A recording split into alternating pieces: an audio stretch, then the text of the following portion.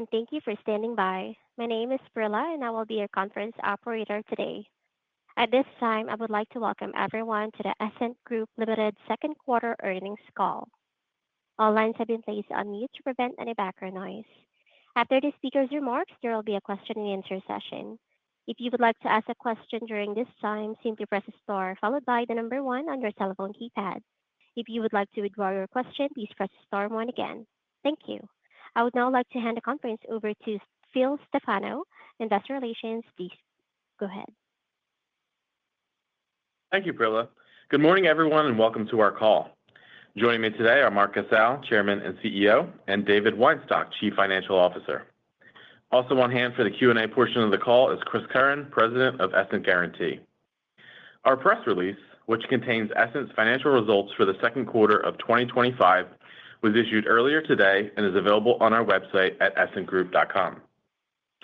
Prior to getting started, I would like to remind participants that today's discussions are being recorded and will include the use of forward-looking statements. These statements are based on current expectations, estimates, projections, and assumptions that are subject to risks and uncertainties, which may cause actual results to differ materially. For discussion of these risks and uncertainties, please review the cautionary language regarding forward-looking statements in today's press release, the risk factors included in our Form 10-K filed with the SEC on February 19, 2025, and any other reports and registration statements filed with the SEC, which are also available on our website. Now, let me turn the call over to Mark. Thanks, Phil, and good morning, everyone. Earlier today, we released our second quarter 2025 financial results, which continue to benefit from favorable credit performance and the impact of higher interest rates on persistency and investment income. Our second quarter performance demonstrates the strength of our business model in the current macroeconomic environment. We believe that our buy, manage, and distribute operating model uniquely positions Essent within a range of economic scenarios to generate high-quality earnings. Our outlook on housing remains constructive over the longer term, as we believe that demographics will continue to drive demand and provide home price support. Over the last several years, demand has exceeded supply, resulting in meaningful home price appreciation and affordability challenges. A byproduct of these affordability issues is that higher creditworthy borrowers are being qualified for mortgages, as evidenced by the weighted average credit score of our new business. Also, the increase in home values has resulted in further embedded equity within our insured portfolio, which provides a level of protection in reducing the probability of loans transitioning from default to claim. And now for our results.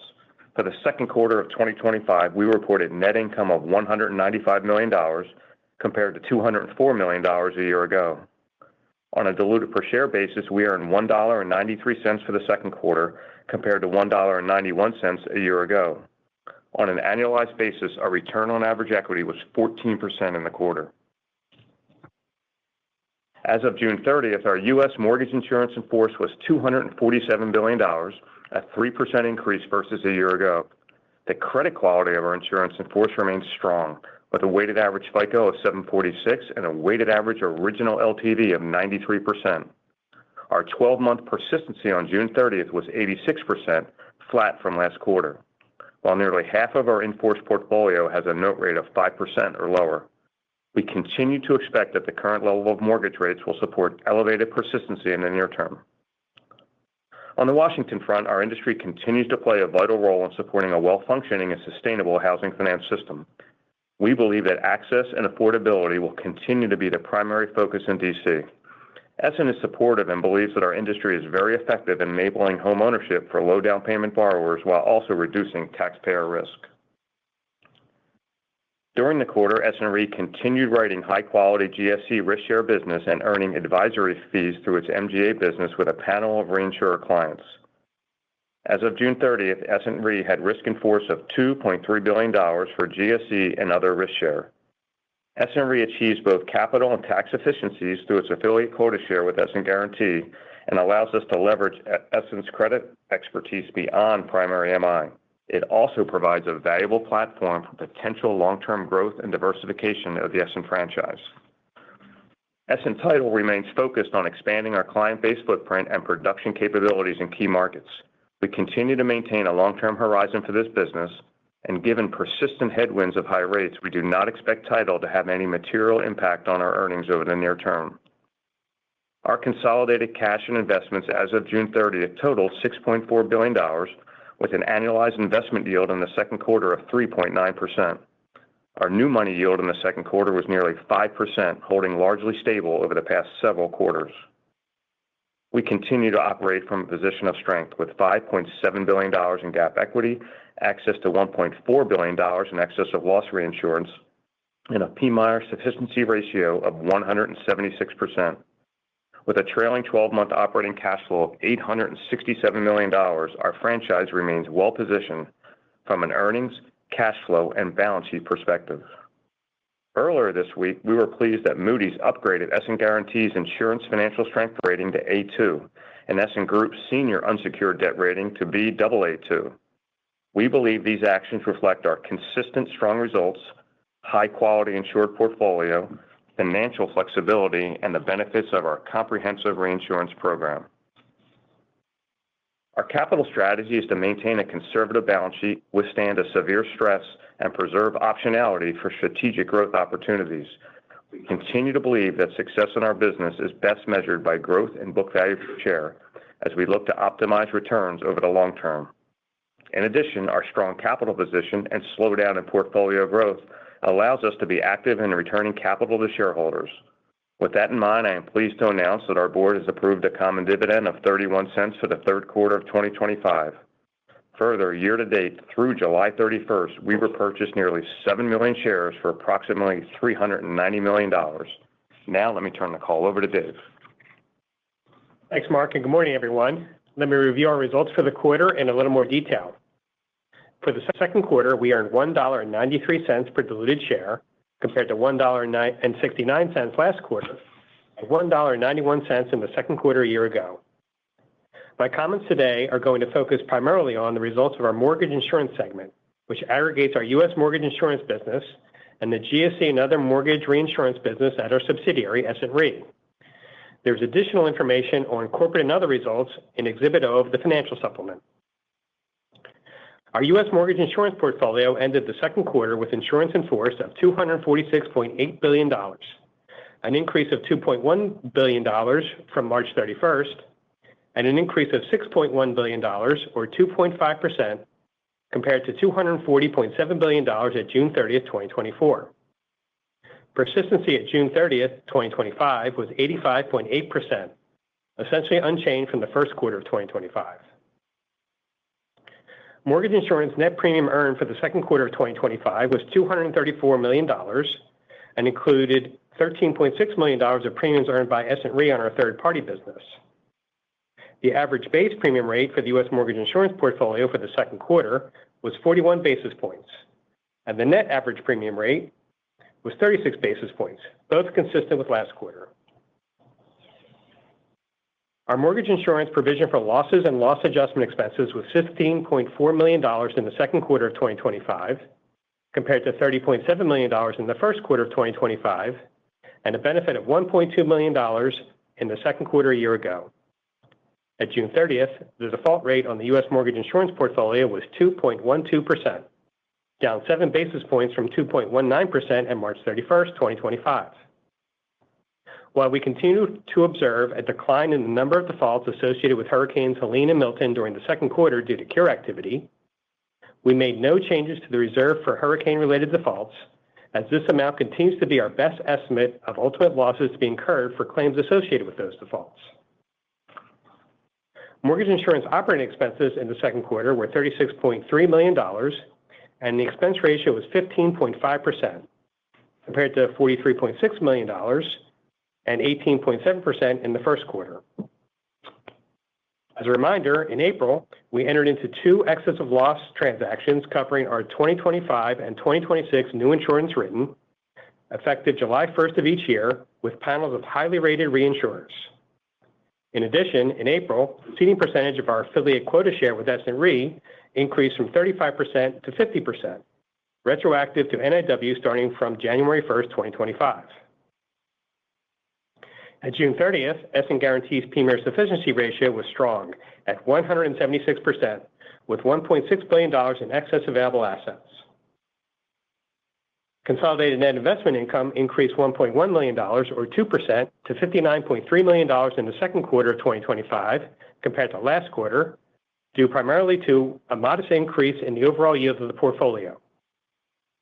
As Mark noted, our total holding company liquidity remains strong and includes $500 million of undrawn revolver capacity under our committed credit facility.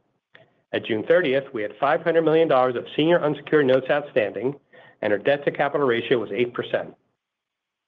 During the second quarter, Essent Guaranty paid a dividend of $65 million to its U.S. holding company. As of July 1st, Essent Guaranty can pay additional ordinary dividends of $366 million in 2025. At quarter end, Essent Guaranty's statutory capital was $3.7 billion, with a risk-to-capital ratio of 9.2 to 1. Note that statutory capital includes $2.6 billion of contingency reserves at June 30th. During the second quarter, Essent Re paid a dividend of $120 million to Essent Group. Also in the quarter, Essent Group paid cash dividends totaling $30.9 million to shareholders, and we repurchased 3 million shares for $171 million. In July 2025, we repurchased 1 million shares for $59 million. Now let me turn the call back over to Mark.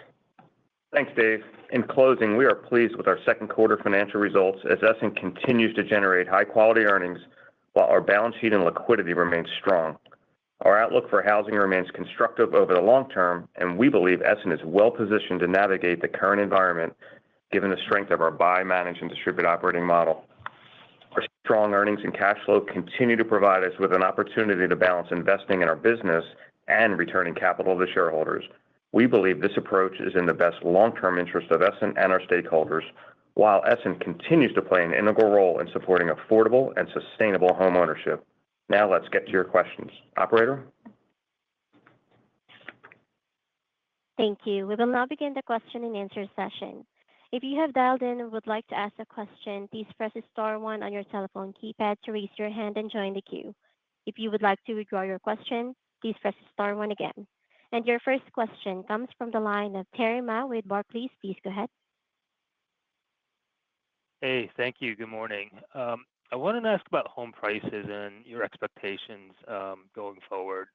To the extent home prices kind of trend negative, how do you think about pricing on a go-forward basis? And then second, how would you feel about the more recent vintages that the industry has underwritten, which has seen just less home price appreciation overall? Good morning, Terry. I think on home price appreciation, where do we see home prices going? Well, it really depends, down at the MSA level. So, I mean, we have a pretty detailed forward-looking model across all of the MSAs. Puts a lot of, I would say the driving factors are clearly month supply, recent home price appreciation, and job growth, right? Those are kind of three factors if you just kind of boil it down to a local community, And I think there, yeah, we see home prices going up in certain areas still, because of the lack of supply. Other areas, we think there's going to be some weakening, and we've thought that for a while. And it depends on the extent of it, 5-ish, 10-ish% maybe in certain markets. I think when we take a step back, that's actually pretty good. It's healthy. Some of the markets have really increased rapidly. I think almost a 50% increase over a few-year period. Income growth still at 3-4%, and then you had a doubling of rates. So that's why you've seen such kind of slowdown in housing, right? We're kind of coming out of that. You've heard me say it before, the COVID bubble, so to speak, with low rates and high demand. And we're kind of on the second leg of that. So I think coming out of that, if you think of just affordability, when it becomes kind of normalized again, you're going to need a mix of job growth, HPA kind of flattening out or decreasing in certain areas, and clearly a little bit of relief on rates, right? And and you can almost draw the math up as to depending on where your belief is on rates. So I think so in certain markets for home prices to come down, I think that's healthy for borrowers. You heard me say it in the script. I mean, there's a big issue. There's a big push in D.C. around affordability. There's a big push with our lenders, as it should be. It's very difficult to get a mortgage, and especially when you think of the first-time home buyer is 38 years old, and historically, it's in the low 30s. That tells you right there that folks are having trouble getting home. So anything to kind of help affordability, if that means HPA is going down a little bit, that's fine. I look at the embedded equity in our portfolio. I'm not particularly worried. Yeah, you said the recent vintages. I would say, sure, that we've always said they're probably more exposed, but they're pretty normal, right? So if you think about, historically, Terry, kind of on average, kind of let's say before COVID, and you looked at our portfolio, it was probably 81-ish, 82% mark to market. It's below that today. So assuming it gets back to that level, that's the normal business. So we're not particularly concerned, kind of around that. In terms of new business, we've always priced differently. So we kind of have little add-ons for what we'll call a market of focus. And that, again, has to be, it's not just HPA rose a lot, puts a market of focus for us. If there's still underlying strong income growth and kind of lack of supply, that kind of, we'll probably like that market. And if you just think about all of our markets in general, if you go down to the MSA level and you'll hear about, Cape Coral's in the Wall Street Journal and you should stay away from it. The default rates in that area for us are pretty similar to the rest of our portfolio. I want to say it's a touch higher. Go to Austin, our default rate's actually lower than the overall portfolio. So you have to be careful at kind of trying to look at the industry from a 30,000-foot level. I think when you look at individually at Essent, I think continually the returns are there. And, obviously when you think about what we're doing on the capital side, I think we probably have a pretty good sense of where, our view around credit. Got it. Super helpful. And I guess maybe on just credit for the quarter, new defaults were up 9% year over year. The pace of increase has kind of decelerated markedly the last few quarters. It seems like it's pretty consistent across the MIs that I cover. So I guess any color on the makeup of new defaults that you've seen the last quarter or two, and I guess what's the outlook there? Thank you. Yeah, I mean, again, new defaults, nothing surprising. I mean, very consistent with other quarters. And just, again, from an investor standpoint, you just have to understand that's really we're starting to get back to probably a normal seasoning pattern around defaults where you see it kind of decrease in the first half of the year and tends to pick up a little bit in the second half of the year. So there's kind of the normal seasoning that folks should be aware of. But it happened last year, and it seemed to catch everyone by surprise that our default season, and then now they're kind of they decrease in the first half of the year. But I think you'll see that normal seasoning. Big picture, Terry, again, it's two-ish, 2.12% default, out of roughly 811,000 or 12,000 loans that we have. So, again, it ebbs and flows a little bit, but I think big picture, given the embedded equity in the portfolio, having some of those, even if they become defaults, transitioning the claim depending on the vintage is, it's probably in a lower probability side. So I think from a credit standpoint, big picture, we feel pretty good, from that first loss perspective. Got it. Thank you. And your next question comes from the line of Bose George with KBW. Please go ahead. Hey, guys. Good morning. On the buybacks, would you characterize the pace of your buybacks this year as opportunistic, or is there any change in how you're thinking about excess capital, which has obviously built quite a bit over the last couple of years? It's a little bit of both, Bose. I think we've always, I think we kind of have, we are valuation sensitive around the buyback. So we kind of have a grid, that we execute across. And it changes quarter to quarter depending on, where we think credit is. Are there any opportunities to invest the cash? Pretty high bar given the returns in the core business. And to your point, we said before we have a retain and invest mentality. Well, we haven't really invested anything in a couple of years, so we've retained a lot. So it's a little bit of, we have a lot of buildup of excess capital. We like, where, the valuation is. We think it's really good returns for the shareholder. So it's a good use of proceeds and kind of given what we did in July. I wouldn't expect that to change for the remainder of the year. I wouldn't be surprised if it doesn't change, given what we're looking at. And we'll have something else. It's probably going to be in an investor deck we'll put out next week around kind of the embedded value of the portfolio. One of our peers did it a couple of years ago and stopped doing it, but it's a really interesting kind of slide that I think it's important for analysts and investors to take a look at. And if you think about, it'll give you some context for how we think about, the company, Bose. I mean, we roughly $5.7 billion of capital that we have today. That's roughly where the stock trades in terms of a market cap. If you look, it doesn't really give any credit then for the roughly $245 billion insurance in force we have, and it earns 40 basis points in yield, and you can kind of predict or you can assume a certain combined ratio over 4 to 5 years, discount it back. Take a look at the investment portfolio, $6.5 billion, yielding close to 4. A lot of embedded value in the investment portfolio, those that frankly wasn't there 3-4 years ago. So when you look at that number, you can pick whatever discount rate that you like. It's probably $15 to $20 in terms of stock, in terms of the valuation, additional book value. So embedded book value, and that ignores any credit for being a platform or a franchise that's 1 of 6 in the country that offers low down payment borrowers to the top lenders, backed with the GSEs. So again, just big picture. It's a slide, and I think it's something just for investors to be aware of, and I think it's something we're going to start thinking through and discussing with investors. It's pretty true for all of our competitors too, so it's not just an Essent only thing. And I think it deserves a little bit more of a spotlight. So I think when you put in the context of that, and again, given where the valuation is, we feel comfortable buying shares, a healthy amount of shares back at these prices. So that's great, very helpful. Thanks. And then just one follow-up on the buybacks. See, what was the dollar amount that was spent just during the second quarter?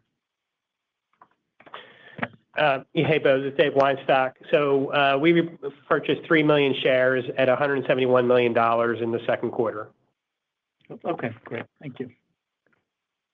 Sure.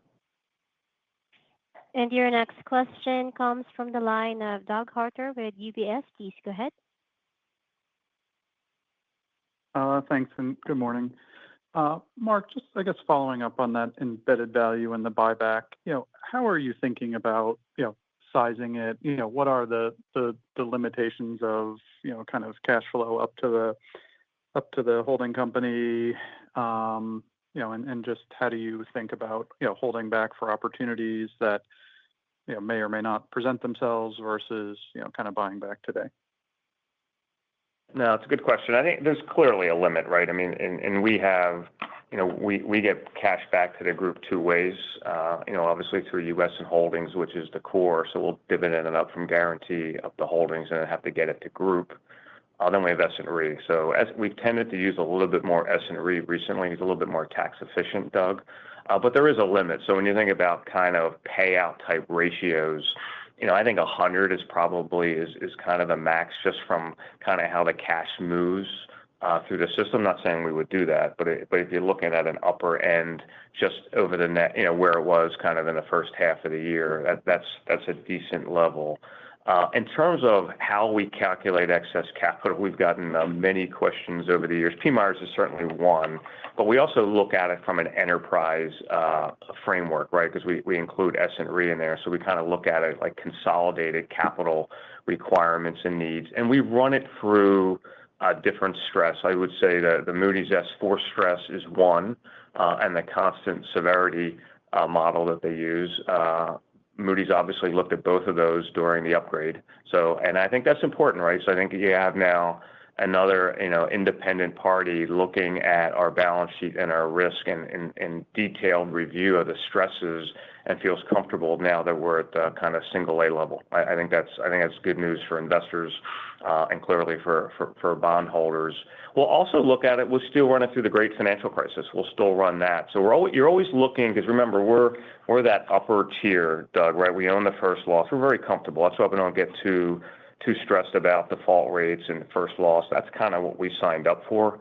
And it's much more, it's clearly earnings versus capital. And then, we hedge out that whole mezz piece. Our exposure is when it comes back to the top.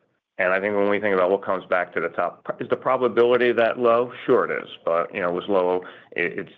Low doesn't mean zero. So I think when we look at that environment, we're looking to make sure we clearly have more than enough capital from a PMIER standpoint. And remember how pro-cyclical PMIERs is, Doug. So there's a liquidity component of that to the MIs that I'm not sure all investors appreciate. So we run it through that. So not just capital, clearly P&L, but PMIERs too. So we want to make sure we have enough capital, not to just withstand that, but basically to maybe use it as an opportunity, an opportunistic. So we had that chance in 2020. If you go back, we raised capital. We had plenty of capital. We wrote a lot more business than some of our competitors back then because we had the capital. We're still enjoying the cash flows of that today. So I think it's making sure we're just well positioned between, we say it, like a range of economic scenarios, so we really don't get caught on our back foot. So again, clearly, with the buybacks in the first half of the year, we feel comfortable around that scenario and still have the capital to return to shareholders. And Bo's alluded to it. Some of it is just the buildup that's been over the last couple of years, Doug.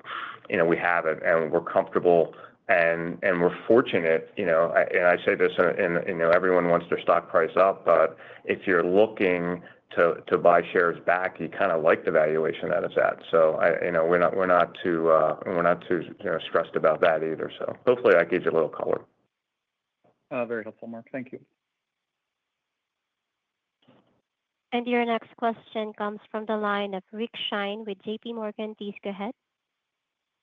Good morning, everybody, and thanks for taking my question. Hey, I'd like to dig in a little bit on the persistency. When we look at the persistency by vintage, there is some dispersion. The 23 vintage persistency was a little bit lower. That makes sense. Presumably that is the cuspious of the slightly seasoned vintages, and so you probably have borrowers there who are trying to take advantage of the refi window. The other two vintages that have persistency a little bit lower sequentially are 2020 and 2021. I'd like to delve in a little bit more on that. Is that just natural aging associated with those vintages? Should we expect, regardless of rate, that the persistency should trend down there? Or is it exogenous factors like borrowers taking seconds and the brokers, getting appraisals and allowing borrowers to rescind the PMI? Yeah, a lot to unpack there, Rick. I would say, which is a typical one of your insightful questions. I think when we think about persistency, a little bit of it depends on, you didn't bring this up, but our persistency tends to be a little bit higher because we don't really place a lot in the lower kind of half of the high LTV, like the 80 to 85. If you look at if you kind of break our market share between 80 to 85, we may be the lowest in the industry. So, having a bit of a higher LTV, which clearly comes with more risk, also helps a bit on the persistency side. I think on the earlier books, 2021, I just think they're seasoning, right? And all of a sudden now you're 5 years into it. Especially folks who bought the house then, if their families are bigger, they're, again, rates and all aside, they're looking, they could be looking to move up. So that's pretty natural, and that's happened over time as the portfolio seasons. I don't think it's seconds, and I know there's a lot of noise around seconds. I do think seconds and home equities will become, continue to increase as they should if someone is kind of locked into the 3% mortgage and they need another bedroom and they get the home equity loan and in addition makes perfect sense. We haven't done it most recently, but I think the last time we did it, 3% of our portfolio had seconds on it. So it's I wouldn't, again, back to reading, big picture articles and assigning it into the MI portfolio. A little tougher to stick a second on an 85 or 90 LTV, even if it has built-in market. It's a lot of that's going to be on the traditional, below 80 business for the GSEs. So again, I think it's also interesting, Rick, just to point out again the strength of the business model. We got questions galore from 2014 to 2020, like especially 18, might have been even in 18 when rates went up. Like, geez, Mark, how's your portfolio going to perform when rates increase? What's going to happen to Essent when rates increase? And we would say, hey, you know what? There's a hedge. NIW is going to go down, but persistency should stay elevated. And then clearly in 2022, it was a little bit of that on steroids, right? Because we got the lock-in with a 3% rate, and we got the added tailwind with investment income, which quite frankly we never saw coming. I mean, we ran a business where our yields were below 2% for 10 plus years, and every year we thought the yields would go up, and they never did. And then we woke up one day, and now they're at new money yields at 5. I do think it's a reminder of the strength of the portfolio. So and kind of the business model. It's a unique business model. In that we play in a space that we understand very well, but we're able to take that in insurance form and premium form. So there's a building kind of cash flow advantage to getting paid first. And now the next question we'll get, as we should get, is what happens when rates go down? What does that do? And I think it's the same thing, Rick. It's going to be persistency is going to be lower in certain segments, especially the newer segments, right, where the rates are in the 6s. But the renewed NIW is probably going to grow the portfolio. So I just don't know when that's going to be. I think you had asked me that a couple of years ago, and we're still not sure the timing of it. A lot of it gets back to that earlier question or comment around affordability. It has to reach kind of that medium level, and then I believe, I could be wrong. I've been wrong many times before, but I do believe there's a pent-up demand for housing, and I think it's ironic, but the longer this slowdown lasts, probably the more upside there'll be in housing, in the return to housing and demand, which I think will bode well for the top line for Essent and the whole industry, to be honest. No, it's fair, and there's an interesting comment there, which is you've been wrong many times, and I appreciate the humility of that and acknowledge the number of times I've been wrong too. But I would argue that you built this portfolio not for being right, but actually for being wrong, and that's part of what you constructed here. I'm curious, and this question's driven by something we saw earlier in the week. We have another company we follow that makes very, very short duration loans. And they are, because of that and the short-term uncertainty, pulling back from originations. And if they miss a window of 6 months, given the 12 to 18-month duration of their assets, they can recover that very quickly. And it made me think of you guys and how long the duration of your portfolio is. Are you willing to, when you see have those concerns, take the risk of pulling back and knowing that for 5 years you will have a cohort that is underrepresented at the risk of being wrong? I think it depends. I wouldn't say we wouldn't shy away from lower share. I mean, we've done it in the past. I think we probably, there's been records where we've been, I think we've been top market share like twice in a quarter in our history, but we've been at the bottom more than twice. So we're not afraid to kind of make calls there. A lot of it's around pricing And it's also an interesting thing in our industry. There's a lot of, as you know, and that's really the only competitive factor to the industry, Rick. We don't really have a lot of credit competition in the industry. And that goes back again to the guardrails set up. We've always called them the credit guardrails set up with, the qualified mortgage rule, Fannie and Freddie with DU and LP. They do such a good job of segmenting risk. They do a great job around QC. We're kind of the beneficiaries of that, as is the industry. There's not a lot of credit competition, and I think we haven't gotten a question. But if you think about GSE reform, like what happens if the GSEs go public? One, I think that helps us a lot, more so than people think, because I think it'll bring a lot more liquidity into the space from an investor standpoint. It helped us on the CRT side, kind of more visibility, probably more risk share, right? Because they'll do the buy, manage, and distribute operating model again, probably in much greater force. And they'll probably expand the market a little bit. And there's good and bad to that. It's good because higher top line. The bad is it could introduce some credit competition to the space, and we haven't had that. And I think that's when you're going to make more calls on higher or lower share. Right now, yielding, price, we'll back off a little bit on price, but at the end of the day, if the returns are there, we're still there. There's a lot of volatility around the loss assumptions. I think then you're going to see a lot more disparity in share. And we have an advantage there, and I don't think it's an advantage we've been able to leverage much. But, when you think about our credit scoring engine, Essent Edge, and this comes in with there's been a lot of banter about with the scores, the Vantage scores and the new FICO score and all those sort of things.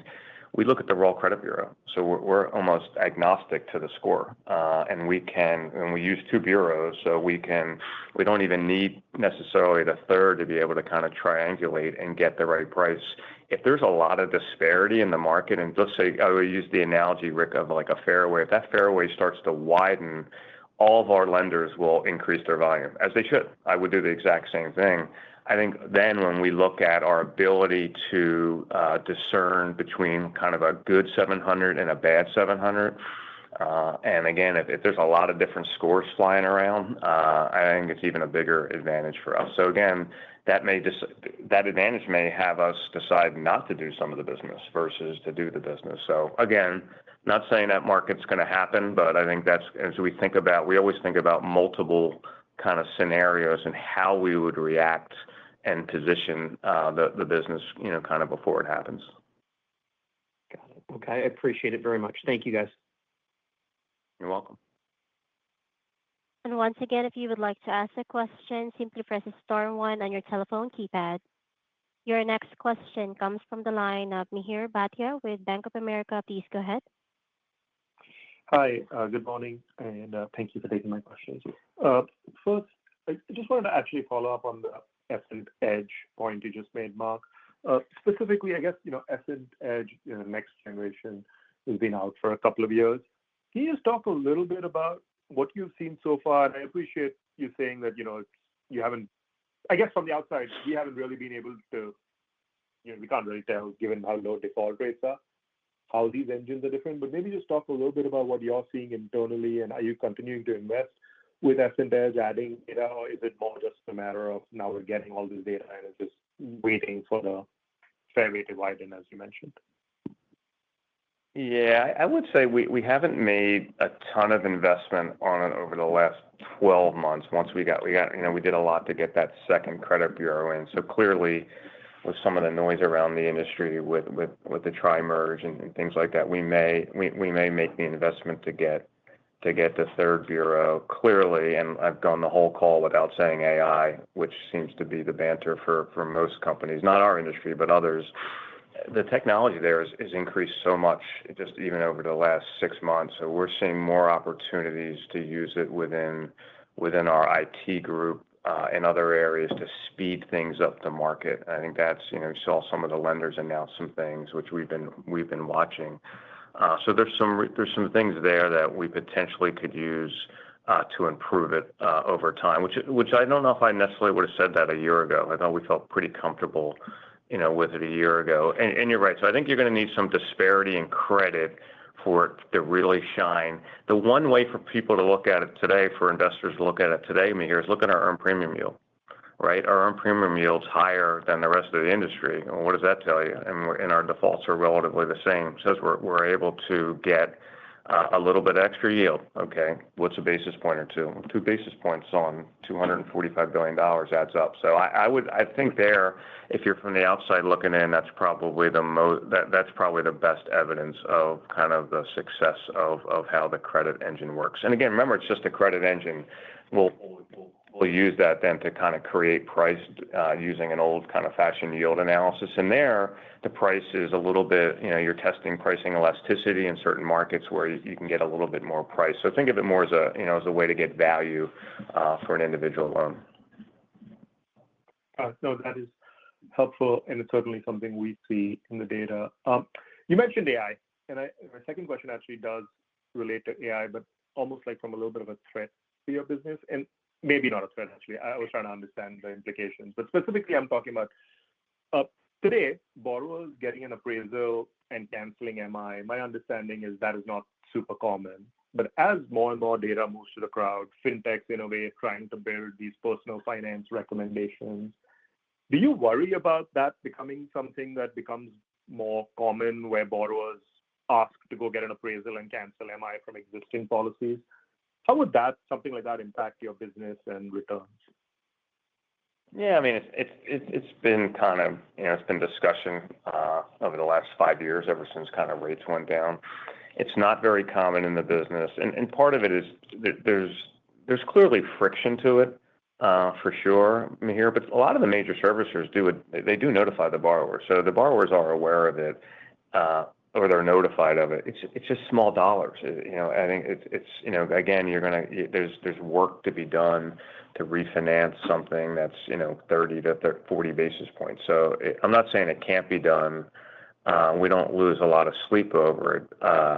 And I do think that when in terms of AI, it'll impact it. I'd be surprised if it didn't. It's also going to make refinancings even in our lenders, I would say today, are brutally efficient in refinancing loans. I think it's going to be even more frictionless. And if you speak to some of our top lenders and their investments technology, I think what's the common theme of all this, though, is the borrower benefits. So if the borrower, right now the borrower, the MI automatically cancels below 80, I think that's a great rule. And I think that benefits the borrower. So if there's a slowdown in rates and borrowers are locked into their mortgage and their home price appreciates significantly, and they're able to, get the appraisal easier and cancel MI, good for them, good for the borrower, and that means it's a good borrower. So, yeah, we don't get too fussed about it. There could be some economic impact to it, but I don't think it's very big. So we're not going to lose a lot of sleep over it. Got it. And then just if I could squeeze in one question on just OpEx. Any thoughts on outlook for the year? I think there was a little bit of a downtick this quarter. Any call-outs there? Hey, Mihir, it's Dave Weinstock.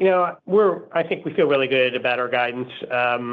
If you look at where we are for the 6 months, I think we're kind of right on track for our 160 to 165, probably a little bit towards the lower end. But on a quarter-to-quarter basis, things can fluctuate, based on production volumes, staffing levels, things like that. So. But overall, we're happy with where we are. All right. Thank you for taking my questions. You're welcome.